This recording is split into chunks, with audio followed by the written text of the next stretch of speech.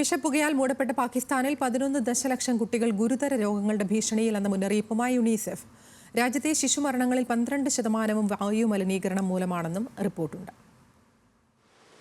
ലാഹോർ അടക്കം പ്രധാന നഗരങ്ങളെ മൂടൽമഞ്ഞ് പോലെ മൂടിയ വിഷവായു രാജ്യത്തെ 11 ദശലക്ഷം കുട്ടികളുടെ ജീവന് തന്നെ ഭീഷണിയാണെന്നാണ് യുണിസെഫിന്റെ മുന്നറിയിപ്പ്. 5 വയസ്സിൽ താഴെയുള്ള ശിശുക്കളെ ഇത് ഗുരുതരമായി ബാധിക്കും. മാസം തികയാതെയുള്ള ജനനം, നവജാത ശിശുക്കളിലെ വൈകല്യം, ഭാരക്കുറവ്, ശ്വാസകോശ രോഗങ്ങൾ എന്നിങ്ങനെ നീളുന്നു വായു മലിനീകരണത്തിന്റെ പ്രത്യാഘാതങ്ങൾ. നിലവിൽ രാജ്യത്തെ ശിശുമരണത്തിന്റെ 12% ഇത്തരം ആരോഗ്യ പ്രശ്നങ്ങളിലേക്കാണ് വിരൽ ചൂണ്ടുന്നത്. വിഷലിപ്തമായ പുകമഞ്ഞിനെ നിയന്ത്രിക്കാൻ സർക്കാർ അടിയന്തര നടപടി എടുക്കാത്ത പക്ഷം മരണനിരക്ക് ഉയരാനാണ് സാധ്യതയെന്ന് യുണിസെഫ് പാക് പ്രതിനിധി അബ്ദുള്ള ഫാദിൽ പറഞ്ഞു. വിഷവായു ശ്വസിച്ച് കൊച്ചുകുട്ടികൾ ഉൾപ്പെടെ നിരവധി പേരാണ് പ്രതിദിനം ആശുപത്രികളിലേക്ക് ഇരച്ചെത്തുന്നത്.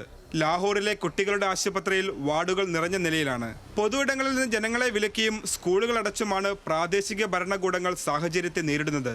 എന്നാൽ ഭൂരിഭാഗം സ്കൂളുകൾക്കും ഓൺലൈൻ ക്ലാസുകൾക്കുള്ള സൗകര്യമില്ലെന്നിരിക്കെ പഠനം മുടങ്ങാതിരിക്കാൻ എന്തു പരിഹാരമാണ് സർക്കാരിന്റെ കയ്യിലുള്ളതെന്നും യുണിസെഫ് ചോദ്യമുയർത്തുന്നു. International desk, news Malayalam.